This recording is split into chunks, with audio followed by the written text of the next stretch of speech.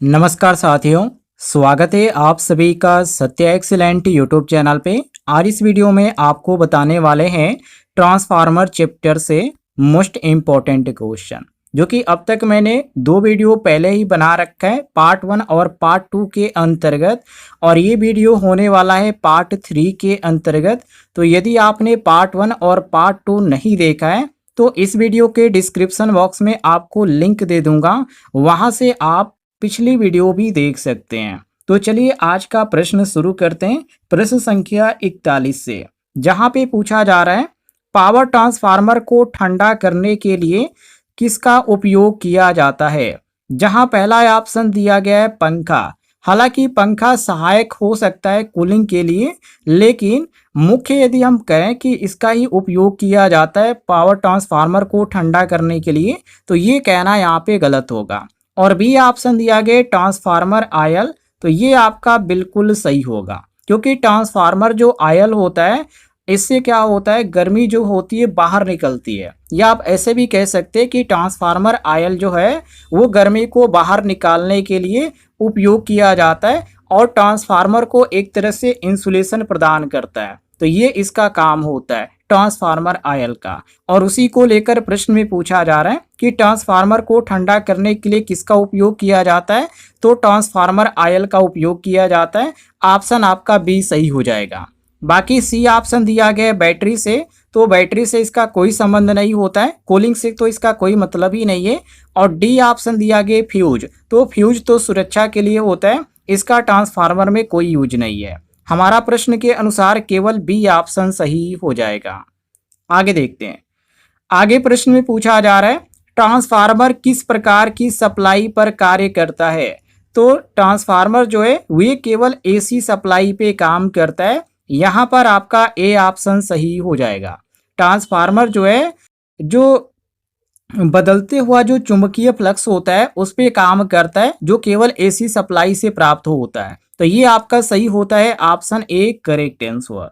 और B option दिया गया डीसी सप्लाई, तो डीसी पर जो फ्लक्स होता है वो स्थिर होता है, तो इसमें ईएमएफ उत्पन्न नहीं हो पाता है। तो जब ईएमएफ उत्पन्न नहीं हो पाएगा तो वो विद्युत जनरेट ही नहीं होगा, तो इसलिए डीसी सप्लाई पे ये काम नहीं करता है। ये आपका गलत हो जाएगा।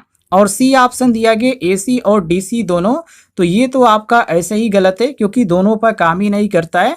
और डी ऑप्शन दिया गया केवल बैटरी सप्लाई पर, तो बैटरी पर ये नहीं चलता है। ट्रांसफार्मर की बात की जा रही है कि ट्रांसफार्मर बैटरी से चलता है, तो बिल्कुल नहीं, ये केवल एसी सप्लाई पे चलता है, ये ध्यान रखिएगा।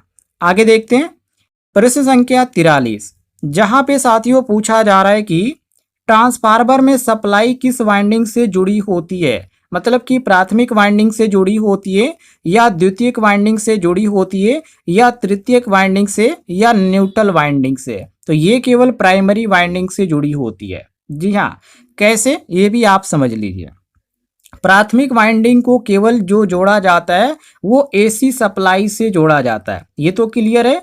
और जब एसी सप्लाई से जोड़ा जाता है तो इसमें क्या होता है कि चुंबकीय फ्लक्स उत्पन्न होता है, तभी तो यहाँ पे आउटपुट प्राप्त होता है। तो ये जो केवल पूछा जा रहा है क्वेश्चन में कि ट्रांसफार्मर में सप्लाई किस वाइंडिंग से जोड़ी जाती है, तो ये केवल प्राइमरी वाइंडिंग से जोड़ी जाती है।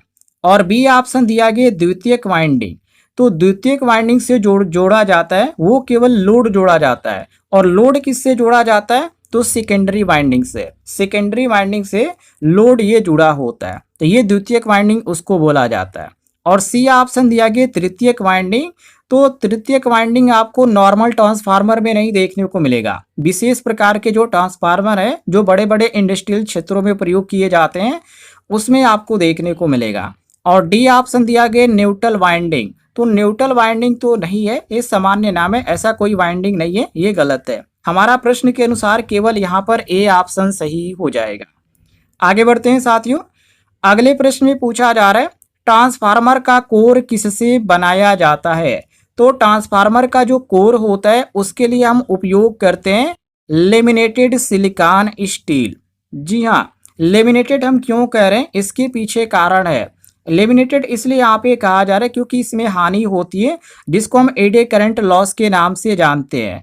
और उस लॉस को कम करने के लिए हम लेमिनेटेड शब्द का इस्तेमाल कर रहे हैं, लेमिनेटेड सिलिकॉन स्टील का। या आप ऐसे भी कह सकते हैं कि लेमिनेटेड सिलिकॉन स्टील से क्या होता है, कोर बनाया जाता है।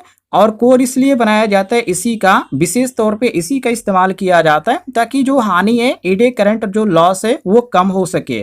और जब यहाँ पे हानि इसमें कम होगा, ईडे करंट लॉस, तो एक फायदा भी होगा। फायदा ये होगा कि दक्षता जो होगा, जिसको इंग्लिश में एफिशिएंसी बोला जाता है, वो अच्छा प्राप्त होगा। तो ये इसमें सबसे बड़ा फायदा है। तो ऑप्शन यहाँ पर आपका भी सही हो जाएगा।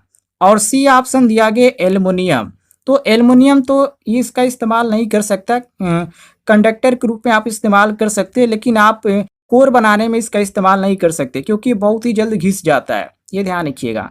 पीतल का तो बिल्कुल भी नहीं, ये भी गलत है। हमारा प्रश्न के अनुसार केवल यहाँ पर बी ऑप्शन सही हो जाता है। और ऊपर यहाँ पर ए ऑप्शन तांबा दिया गया, तो तांबा जो उपयोग किया जाता है केवल वाइंडिंग में किया जाता है, ये ध्यान रखिएगा। आगे बढ़ते हैं। प्रश्न संख्या 45, जहां पे पूछा जा रहा है घरों में वोल्टेज कम करने के लिए कौन सा ट्रांसफार्मर उपयोग होता है। देखिए, घरों में छोड़िए, आपके गांव में या आपके शहर क्षेत्र में रह रहे होंगे या गांव में रह रहे हैं तो देख रहे होंगे ट्रांसफार्मर लगा होता है। तो वो किस प्रकार का ट्रांसफार्मर होता है। जैसे मैं गांव में रहता हूं तो मेरे बगल में ट्रांसफार्मर है, ट्रांसफार्मर से सप्लाई आती है पोलो के द्वारा, उसके बाद घर में आता है। तो उसी से संबंधित ये प्रश्न है कि वो कौन सा ट्रांसफार्मर होता है। तो वो ट्रांसफार्मर को बोला जाता है वितरण ट्रांसफार्मर। जी हाँ, ऑप्शन आपका यहाँ पर भी सही हो जाएगा। और ये जो होता है वितरण ट्रांसफार्मर, ये काम क्या करता है। देखिए, 11,000 सप्लाई आता है, ट्रांसफार्मर से जुड़ता है, या 33,000 भी आता है, तो उसको ये क्या करता है, ये बदलता है, वोल्टेज में बदलता है। जैसे 415 वोल्ट में बदलता है और 230 में वोल्ट में बदलता है। तो ये काम जो होता है ट्रांसफार्मर का काम होता है। और किस ट्रांसफार्मर का होता है, तो वितरण ट्रांसफार्मर का होता है, ये ध्यान रखिएगा। ऑप्शन आपका बी यहाँ पे सही हो जाएगा। और यहाँ पर ए ऑप्शन दिया गया पावर ट्रांसफार्मर। तो पावर ट्रांसफार्मर जो होता है ट्रांसमिशन सिस्टम में आपको देखने को मिलेगा, हर जगह इसका इस्तेमाल नहीं किया जाता है। और यहाँ पे नीचे दिया गया सीटी ट्रांसफार्मर, करंट ट्रांसफार्मर, जिसको हम शॉर्टकट में सीटी बोलते हैं। तो ये जो होता है करंट मापने के लिए होता है, करंट ट्रांसफार्मर। और नीचे यहाँ पे ऑटो ट्रांसफार्मर है। तो ऑटो ट्रांसफार्मर का और भी जगह उपयोग किया जाता है। हालांकि ऑटो ट्रांसफार्मर का एक खास बात यह है कि इसमें आपको केवल एक वाइंडिंग देखने को मिलेगी, ये ध्यान रखिएगा। तो हमारा प्रश्न के अनुसार केवल यहाँ पर बी ऑप्शन सही हो जाएगा। क्लियर है साथियों। जितने भी लोग वीडियो को देख रहे हैं, मैं सबसे एक ही रिक्वेस्ट करूंगा, आप इस वीडियो पर एक लाइक कीजिएगा और वीडियो के नीचे आपको एक बटन दिख रहा होगा सब्सक्राइब वाला, उसे जरूर दबाइएगा। हर एक यहाँ पे क्वेश्चन, हर एक वीडियो आपके मोबाइल तक पहुंचता रहेगा। आगे प्रश्न में पूछा जा रहा है वाइंडिंग के प्रतिरोध के कारण कौन सी हानि होती है। तो कॉपर हानि होती है साथियों। जैसे यहाँ पर बी ऑप्शन दिया भी गया है, कॉपर हानि कैसे होगी, वाइंडिंग में प्रतिरोध होगा तो प्रतिरोध के कारण इसमें कॉपर हानि होगी, जिसको हम I²R से इंडिकेट करते हैं। ये हानि होती है जिसे कॉपर लॉस बोला जाता है। और इसी से संबंधित ये प्रश्न है कि वाइंडिंग के प्रतिरोध के कारण कौन सी हानि होती है, तो कॉपर लॉस। यहाँ पर आपका बी ऑप्शन सही होगा। और ए ऑप्शन दिया गया आयरन लॉस। तो आयरन लॉस कहाँ पर होता है, आयरन लॉस केवल यहाँ पे कोर में होता है। और क्वेश्चन में यहाँ पे प्रतिरोध से जुड़ा पूछा जा रहा है, वाइंडिंग के प्रतिरोध के कारण, तो ये गलत है। हमारा प्रश्न के अनुसार केवल बी ऑप्शन सही होगा, ए ऑप्शन गलत होगा आयरन लॉस, क्योंकि आयरन लॉस केवल कोर में होता है। और सी ऑप्शन दिया गया हिस्टेरेसिस लॉस। तो ये जो लॉस होता है हिस्टेरेसिस लॉस, ये भी आपका कोर में ही होता है। और डी ऑप्शन दिया गया एडी करंट लॉस। तो ये जो करंट लॉस होता है ये भी आपको कोर में ही देखने को मिलेगा। जो आपको यहाँ पे देखने को मिलेगा वाइंडिंग में, वो केवल यहाँ पे कॉपर लॉस देखने को मिलेगा, ये ध्यान रखिएगा। आगे बढ़ते हैं हम। अगले प्रश्न में पूछा जा रहा है कि वोल्टेज मापने के लिए कौन सा इंस्ट्रूमेंट ट्रांसफार्मर उपयोग किया जाता है। तो वोल्टेज मापने के लिए हम पीटी का पूरा नाम क्या होता है, पोटेंशियल ट्रांसफार्मर, ध्यान रखिएगा। पीटी का पूरा नाम क्या होता है, पोटेंशियल ट्रांसफार्मर। और इसका उपयोग किया जाता है हाई वोल्टेज को कम करके मीटर और रिले के लिए सुरक्षित स्तर पे लाने के लिए, ये नोट कर लीजिएगा। और ए ऑप्शन दिया गया सीटी का पूरा नाम क्या होता है, करंट ट्रांसफार्मर। और करंट ट्रांसफार्मर का उपयोग कहाँ पे किया जाता है, तो करंट मापने के लिए इसका उपयोग किया जाता है। क्लियर है। और सी ऑप्शन दिया गया ऑटो ट्रांसफार्मर, तो ऑटो ट्रांसफार्मर कोई चीज मापने के लिए इस्तेमाल नहीं की जाती है। और नीचे दिया गया पावर ट्रांसफार्मर, तो पावर ट्रांसफार्मर जो होता है एक तरह से शक्ति स्थानांतरण के लिए इसका उपयोग किया जाता है, हर जगह इसका भी इस्तेमाल नहीं किया जाता है। तो हमारा प्रश्न के अनुसार केवल यहाँ पर बी ऑप्शन सही हो जाएगा। आगे बढ़ते हैं हम। आगे प्रश्न में पूछा जा रहा है कि किस ट्रांसफार्मर की दक्षता सबसे अधिक होती है। दक्षता मतलब इफिशियंसी, ऊपर यहाँ पे इंग्लिश में भी लिखा गया, नीचे यहाँ पे हिंदी में लिखा गया, तो जिसमें आप पढ़ना चाहते हैं पढ़ लीजिए। तो यहाँ पर पहला ऑप्शन दिया गया ट्रांसफार्मर। हालांकि ट्रांसफार्मर यहाँ पे कहना गलत होगा क्योंकि सबसे अधिक दक्षता की बात की जा रही है, तो सबसे अधिक दक्षता आपको ऑटो ट्रांसफार्मर में देखने को मिलेगा। क्यों इसी में ही होता है, तो इसके पीछे कारण है। कारण ये कि ऑटो ट्रांसफार्मर जो होता है उसमें पहले तो कॉपर लॉस जो होता है कम होता है, और जब कम कॉपर लॉस होगा तो सामग्री का भी उपयोग तो इसमें कम होगा, तो इसमें आपको उसी से ज़्यादा देखने को मिलता है एफिशिएंसी, दक्षता इसमें बहुत ही अधिक होता है ऑटो ट्रांसफार्मर में, यही इसका कारण है। ये ध्यान रखिएगा, कॉपर लॉस जो होता है इसमें कम होता है और कम सामग्री का इस्तेमाल किया जाता है, इसी कारण यहाँ पे एफिशिएंसी ज़्यादा प्राप्त होती है, मतलब दक्षता ज़्यादा प्राप्त होती है। और सी ऑप्शन दिया गया वेल्डिंग ट्रांसफार्मर, तो ये तो अलग प्रकार का ट्रांसफार्मर होता है, केवल वेल्डिंग करने के लिए होता है। और डी ऑप्शन दिया गया ऑडियो ट्रांसफार्मर, तो ऑडियो ट्रांसफार्मर जो होता है कम शक्ति वाले स्थानों पे ज़्यादा इस्तेमाल किया जाता है, जहाँ पे बहुत ही कम इसका इस्तेमाल होता है, ये आपका होता है ऑडियो ट्रांसफार्मर। आगे देखते हैं। आगे प्रश्न में पूछा जा रहा है कि ट्रांसफार्मर किस राशि को बदलता है। पहला ऑप्शन वोल्टेज, बी ऑप्शन आवृत्ति, सी ऑप्शन पावर फैक्टर और डी ऑप्शन गति दिया गया। देखिए क्वेश्चन कैसा पूछा जा रहा है और ऑप्शन किस प्रकार दिया गया है। तो पहला ऑप्शन यहाँ पे सही होगा। ट्रांसफार्मर जो होता है वोल्टेज को बढ़ा सकता है और घटा भी सकता है, क्योंकि इसमें जो होता है वो होता है एक स्टेप अप ट्रांसफार्मर और एक होता है स्टेप डाउन ट्रांसफार्मर। तो यही दोनों इसका कमाल होता है। जब ट्रांसफार्मर आप चैप्टर पढ़ेंगे तो ट्रांसफार्मर के दो रूप आपको देखने को मिलेंगे, एक आपका स्टेप अप होता है और दूसरा जो होता है स्टेप डाउन होता है, और दोनों की विशेषता अलग अलग होती है। एक वोल्टेज बढ़ाने के लिए होता है और एक वोल्टेज डाउन करने के लिए होता है, ये ध्यान रखिएगा। तो हमारा प्रश्न में केवल ये पूछा जा रहा है कि ट्रांसफार्मर किस राशि को बदलता है, तो ये केवल वोल्टेज को बदलता है, ध्यान रखिएगा। और इसमें एक चीज़ और ख़ास बात है, वोल्टेज को बढ़ा घटा तो सकता है, लेकिन इसमें एक चीज़ समान रहती है जिसको हम बोलते हैं आवृत्ति। जी हाँ, ये जो होती है इसमें समान होती है, ये ध्यान रखिएगा। जैसे यहाँ पे फ्रीक्वेंसी दिया गया है तो फ्रीक्वेंसी नहीं बदलता है। पावर फैक्टर की बात करें तो पावर फैक्टर भी इसमें नहीं बदलता है। और नीचे गति दिया गया है, हालांकि गति का ट्रांसफार्मर से कोई संबंध ही नहीं है, क्योंकि ट्रांसफार्मर में कोई ऐसा यहाँ पे चीज ही नहीं है जो यहाँ पे चलता हो, मूव करता हो, तो गति से इसका कोई संबंध नहीं है। तो ये भी ऑप्शन हमारा गलत होगा, केवल यहाँ पर ए ऑप्शन हमारा सही हो जाएगा। आगे बढ़ते हैं। आगे प्रश्न में पूछा जा रहा है कि ट्रांसफार्मर की वाइंडिंग पर इंसुलेशन क्यों किया जाता है। तो नॉर्मल चीजें, बहुत ही आसान क्वेश्चन है।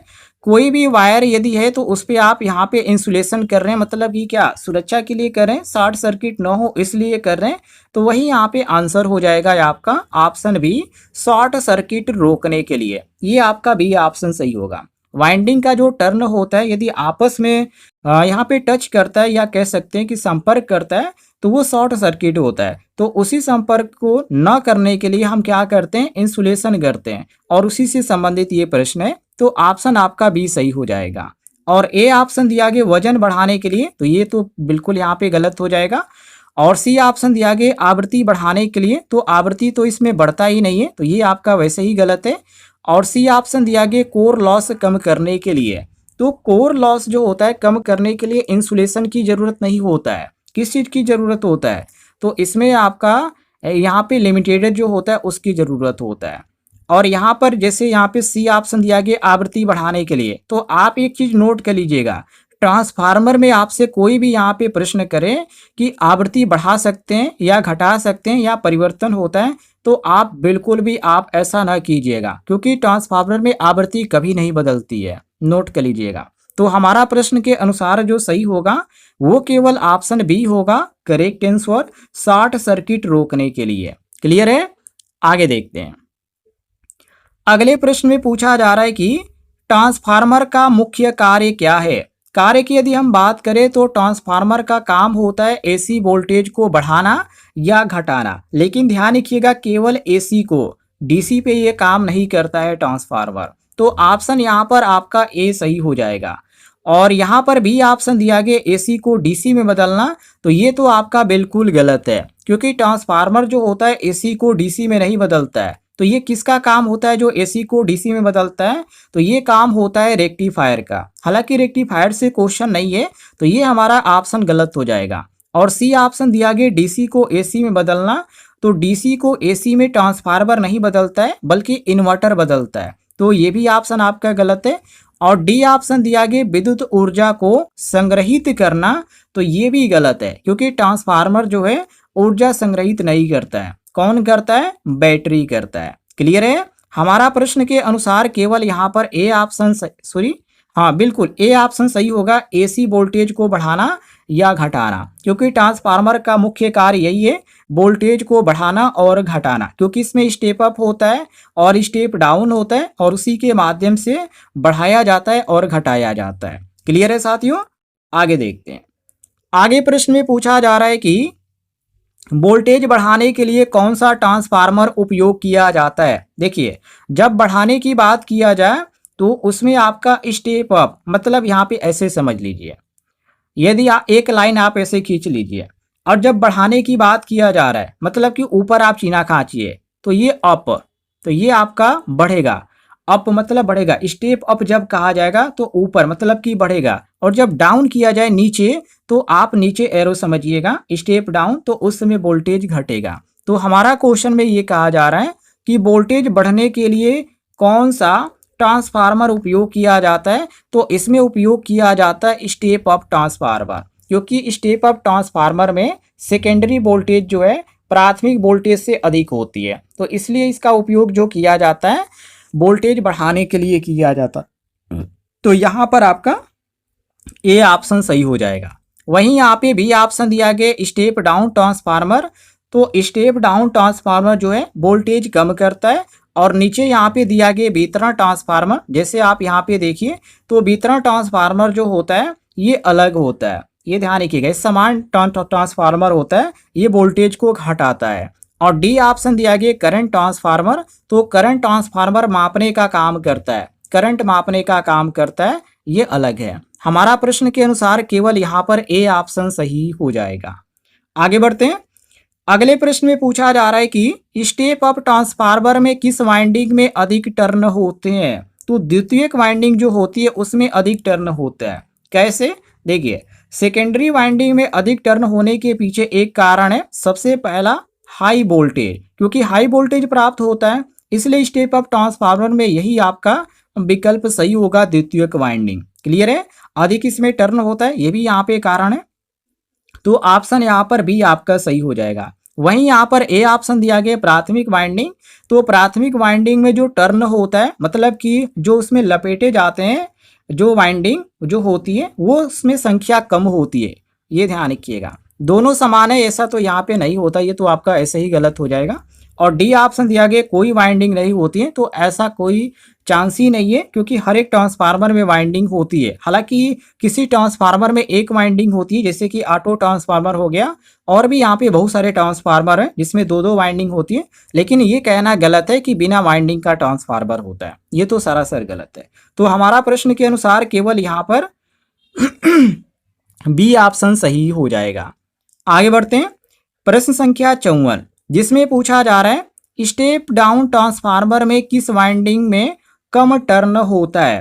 तो स्टेप जब डाउन ट्रांसफार्मर में पूछा जाए तो द्वितीयक वाइंडिंग में कम टर्न होता है, इसलिए क्योंकि साथियों सेकेंडरी वाइंडिंग में कम टर्न होने के कारण आउटपुट जो वोल्टेज होता है वो कम हो जाता है, इसीलिए स्टेप डाउन ट्रांसफार्मर हम यहाँ पे जब यहाँ पे कहेंगे तो उसमें द्वितीयक वाइंडिंग में क्या होता है कि टर्न कम होता है, तो ऑप्शन आपका भी सही होगा। और ए ऑप्शन प्राथमिक वाइंडिंग दिया गया है, तो प्राथमिक वाइंडिंग में अधिक टर्न होता है, पिछले क्वेश्चन में हमने बताया। और दोनों यहाँ पे कहना गलत है। और कोर तो अलग चीज है, कोर में टर्न होता ही नहीं है, तो ये कहना ही गलत है। हमारा केवल यहाँ पर बी ऑप्शन सही हो जाता है। आगे देखते हैं साथियों, अगले प्रश्न में पूछा जा रहा है बिजली के खंभों पर सामान्यतः कौन सा ट्रांसफार्मर लगाया जाता है। मतलब कि आपके गांव में जो ट्रांसफार्मर होता है, जो कभी कभी आपने देखा होगा कि 25 केवीए का ट्रांसफार्मर है, तो 63 केवीए का है, तो 100 केवीए का, तो 250 केवीए का ट्रांसफार्मर है, जो आपके गांव या कस्बे या शहर में लगा होता है, तो वो किस प्रकार का ट्रांसफार्मर होता है, तो उसको बोला जाता है डिस्ट्रीब्यूशन ट्रांसफार्मर। जी हाँ, यहाँ पर आपका भी ऑप्शन सही हो जाएगा, डिस्ट्रीब्यूशन ट्रांसफार्मर, जिसको हिंदी में हम वितरण ट्रांसफार्मर के नाम से जानते हैं। ऑप्शन आपका बी यहाँ पे सही हो जाता है। इसका काम क्या होता है, जब यहाँ पे 11 केवी जो आती है, जैसे आप कहते हैं गांव में ना कि 11,000 लाइन जा रही है, तो वो जब ट्रांसफार्मर में आती है तो वो क्या होता है, उसको ट्रांसफार्मर क्या करता है, 230 वोल्ट में कन्वर्ट करता है, 415 वोल्ट में कन्वर्ट करता है। अब वो सप्लाई जो है वो अब आती है आपके घरों में। तो ये काम होता है, जो प्रक्रिया करता है वो काम होता है ट्रांसफार्मर का। और कौन सा ट्रांसफार्मर का, तो वितरण ट्रांसफार्मर का। क्लियर है साथियों। और ए ऑप्शन दिया गया पावर ट्रांसफार्मर, तो पावर ट्रांसफार्मर का उपयोग जो किया जाता है सबसे ज्यादा सब स्टेशन पे किया जाता है, ये ध्यान रखिएगा। और नीचे यहाँ पे दिया गया ऑटो ट्रांसफार्मर, तो ऑटो ट्रांसफार्मर का उपयोग विशेष कार्यों के लिए किया जाता है, नॉर्मल जगह तो ये होता ही नहीं है। और नीचे दिया गया इंस्ट्रूमेंट ट्रांसफार्मर, तो ये भी विशेष प्रकार का ट्रांसफार्मर होता है, हालांकि ये मापने में ज्यादातर इस्तेमाल किया जाता है। हमारा प्रश्न के अनुसार केवल बी ऑप्शन सही हो जाएगा।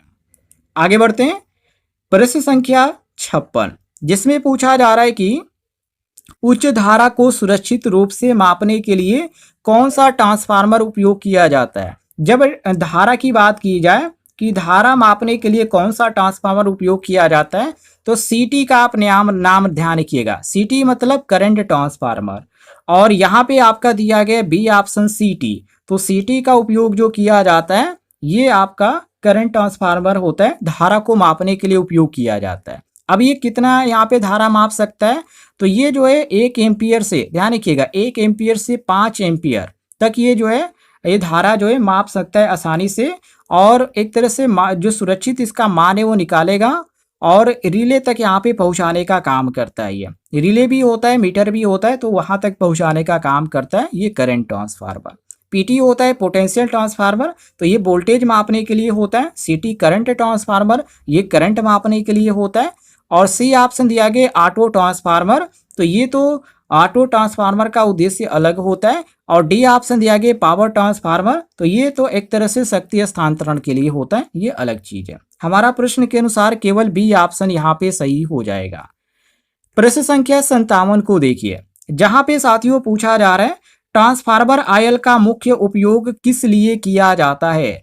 तो इसका उपयोग किया जाता है शीतलन और इंसुलेशन के लिए। मतलब ट्रांसफार्मर के अंदर जो गर्मी होती है उसको तो ये बाहर निकाले का काम करता ही है, यहाँ पे जो आयल होता है। दूसरा काम ये है कि जो वाइंडिंग के बीच इंसुलेशन प्रदान करता है वो भी ये काम करता है। इससे क्या होता है कि ट्रांसफार्मर जो होता है सही तरीके से काम करता है। तो ये ट्रांसफार्मर में आयल उपयोग करने का मुख्य काम है, तो ऑप्शन आपका ए सही होगा।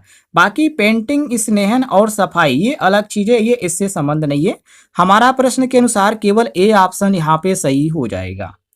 आगे बढ़ते हैं, अगले प्रश्न में पूछा जा रहा है कौन सी हानि लोड करंट पे निर्भर करती है। तो कॉपर लॉस निर्भर करता है। जी हाँ, इसलिए क्योंकि आपने I²R का नाम सुना होगा, कॉपर लॉस। कॉपर लॉस जो है I²R के अनुसार ही बदलता है, इसलिए तो लोड करंट बढ़ने पर यह भी बढ़ता है। तो यही क्वेश्चन को पूछा जा रहा है कि कौन सी हानि लोड करंट पे निर्भर करती है, तो ये कॉपर लॉस यहाँ पे जो है ये काम करती है। बाकी आयरन लॉस तो अलग होता है, ये स्थिर रहता है, ये एक तरह से स्थिर लॉस इसको बोला जाता है। हिस्टेरिसिस लॉस है, ये भी अलग है, ये केवल आपका कोर में देखने को मिलता है।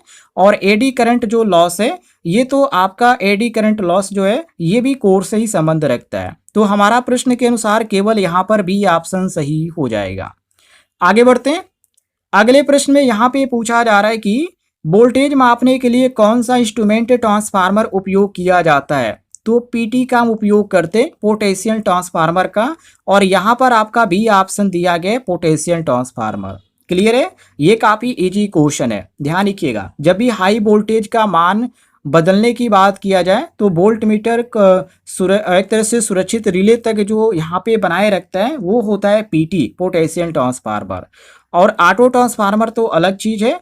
और यहाँ पे वितरण ट्रांसफार्मर गांव घरों में जो आपको देखने को मिलता है ये होता है जो यहाँ पे 11 केवी लाइन को यहाँ पे कन्वर्ट करता है 415 वोल्ट में, और भी यहाँ पे आगे इसका यहाँ पे काम होता है, इसके बारे में तो आपको बताया ही हूँ। क्लियर हो गया। आगे देखिए, इस वीडियो का ये लास्ट क्वेश्चन है जिसमें पूछा जा रहा है किस ट्रांसफार्मर में केवल एक सामान्य वाइंडिंग होती है। तो इसमें आपका एक वाइंडिंग होता है केवल ऑटो ट्रांसफार्मर में। जी हाँ, ऑटो ट्रांसफार्मर में क्या होता है कि केवल सिंगल वाइंडिंग होती है, एक ही वाइंडिंग होती है। और ये जो आपका एक वाइंडिंग इसमें किया जाता है यही आपका प्राथमिक और द्वितीयक दोनों का काम करता है, ध्यान रखिएगा। मतलब कि इसमें दो वाइंडिंग की जरूरत नहीं पड़ती है कि एक यहाँ पे बाहर से और एक यहाँ पे अलग दूसरे बाहर से, ऐसा नहीं होता है। इसमें केवल एक वाइंडिंग होती है। बाकी पावर ट्रांसफार्मर दिया गया तो इसमें अलग अलग वाइंडिंग, आपको दो वाइंडिंग देखने को मिलता है। वितरण ट्रांसफार्मर में आपने तो देखा ही होगा, एक प्राथमिक होता है एक द्वितीयक होता है, अलग अलग होता है। और थ्री फेज की हम बात करें, जैसे यहाँ पे नीचे दिया गया कि थ्री फेज ट्रांसफार्मर, तो थ्री फेज ट्रांसफार्मर में आपको सामान्य वाइंडिंग देखने को मिलता है, ये ध्यान रखिएगा। हमारा प्रश्न के अनुसार केवल यहाँ पर जो सही होता है ए ऑप्शन यहाँ पे करेक्ट आंसर हो जाता है। उम्मीद है आपको जानकारी पसंद आई होगी, तो इस वीडियो पर एक लाइक कीजिएगा और चैनल को सब्सक्राइब भी कर लीजिएगा।